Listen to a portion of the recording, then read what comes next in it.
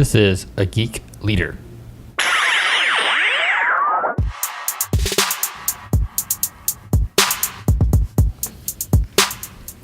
Hey guys, John Rada back with episode 43 of A Geek Leader, and today I want to talk about energy. This is the last part of the podcast blitz that I'm doing, or 5 episodes in 5 days about fate, focus, assets, time, and energy, and this is all about energy. Being the last one, our energy should be high, but it might be a little zapped after 5 episodes in 5 days. So how can we get our energy back on track? How do we manage our energy to be more productive? So if you're like me, you probably have times where different times of the day your energy kind of fades and you lose some energy. And I'm hoping that this episode will help us get in there. So I want to remind everybody that I'm not a doctor, I'm not a physician, I'm not a nutritionist, I'm not a physical trainer. I don't know anything about that stuff. So if I ever mention diet or exercise, consult a physician before moving forward, because I am not those things. I'm an IT geek, and that's about it. All right, so the first thing I want to talk about is coffee. Now, if you know me and you know that I drink a lot of coffee, and if I'm going to talk about energy, I'm going to talk about coffee. Coffee contains caffeine, which is very helpful for boosting your energy, but I think also the act of just getting up and making a cup of coffee helps you just as much.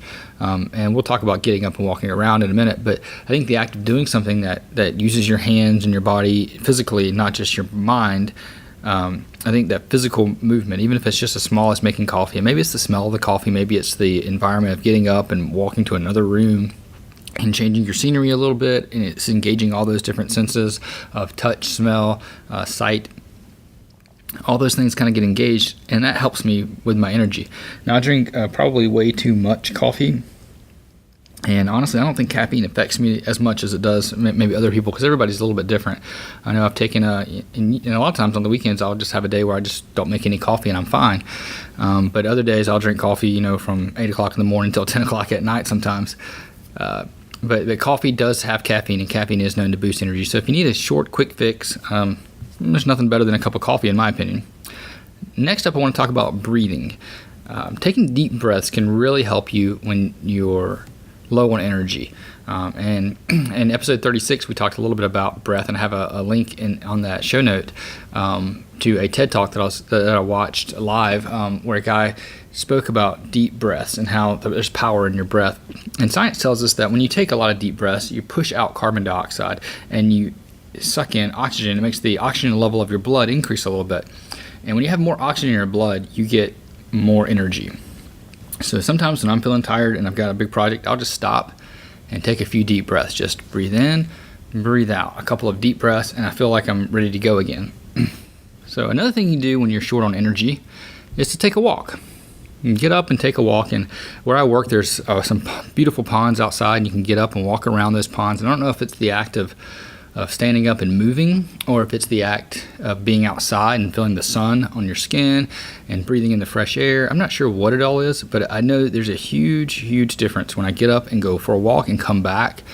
My focus is clearer, my energy's higher, I can just get more done right after that walk. And maybe it's the combination of being outside and walking, but whenever those are completed, whenever I have that walk and it's outside, I just feel so much energy. And if it's raining and I can't go outside, I'll usually go to the stairs and go up and down the stairs a couple of times just to get my heart rate up, to get that walk in, and then I come back and I still feel energized. Not as much as if I was outside, but I still get that energy back on there. And I feel great, and I feel ready to tackle the next thing on my to-do list.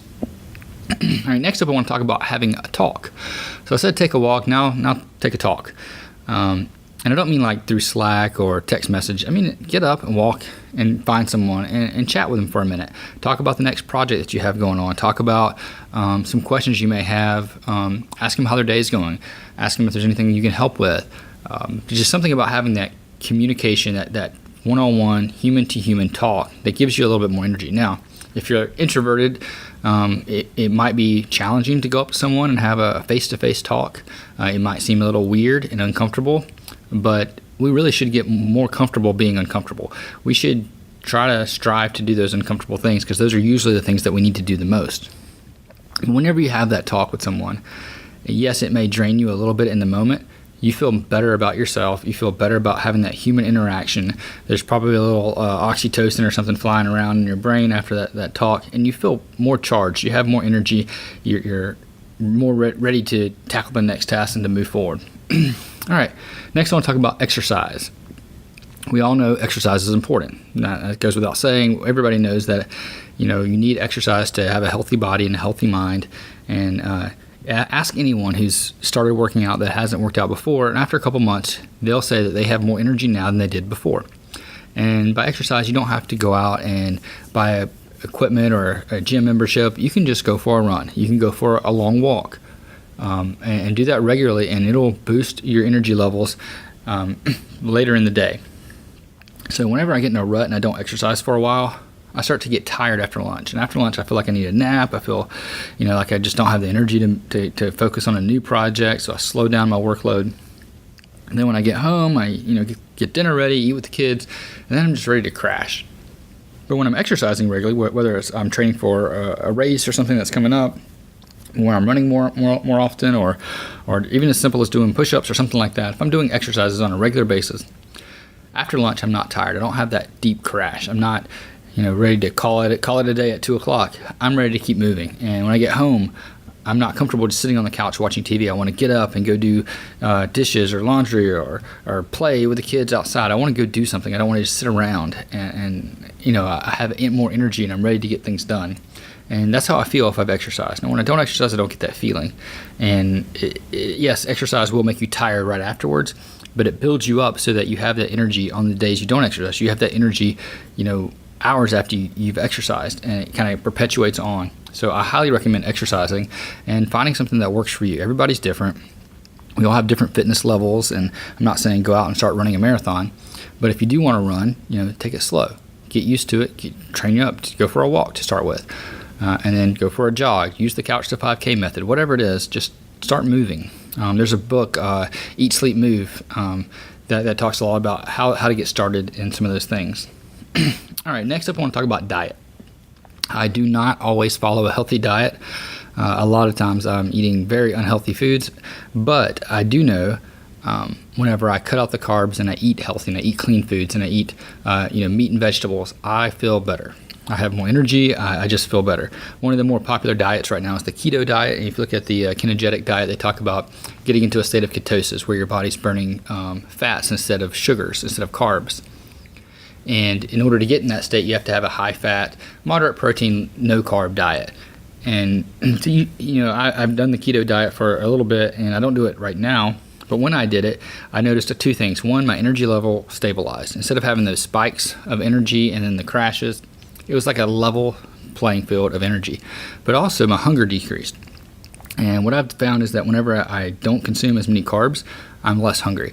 When I do consume carbs, let's say I have a big slice of pizza, then my energy goes up for a little while, and then I get really tired, but also I get hungry quicker than if I had like a steak and some vegetables. Or steak and broccoli is kind of one of my go-tos that I really like, or chicken and broccoli. And if I eat something like that, I'm not as hungry as quick, and my energy level stays more flat. It's not as spiking up, high energy and then low energy crash. It's more just a moderate energy level. So I think there's something to that. And now again, I'm not a nutritionist, but I do know diet is important to your energy level being in check. All right, last but not least is sleep. We all have different sleep requirements. There are some people that they seem like they function just fine with little sleep, and there's other people that need lots of sleep. Now, I have 3 children, and one of my kids sleeps like crazy, loves to sleep, has no problem going to bed, has no problem sleeping throughout the night, but doesn't want to get up in the morning, loves to sleep. My middle child, he doesn't need as much sleep. He likes to wake up early. When he wakes up, he's ready to go. He's energetic. He's excited. So we all have different amounts of sleep. I'm probably more like the middle child where I don't need as much. But one thing's for sure, we all need about 7 hours of sleep at a minimum. If we're not getting that, we're going to start getting tired in the afternoons. We're not going to be as productive. Our mind's not going to work as well, because one thing sleep does is it cleans out some of that gunk that gets built up into your synapses. Your brain fires at a quicker rate whenever you have a lot of sleep, and your energy stays more constant. You're not as exhausted at the end of the day. So try to get more sleep, and I think that'll help us with our energy. And this wraps up our series of FATE, Focus, Asset, Time, and Energy, the finite resources that help us be productive throughout our day. If you've liked this, please hit me up on Twitter. Go to iTunes, leave a review and a rating. That would be awesome. And next week, we're going to have some really good interviews with some folks that'll be coming up. So hopefully you'll like those episodes. They're a little bit longer and a different format. They're not these solo shows. They're interviews. So stay tuned for that, and have a good weekend.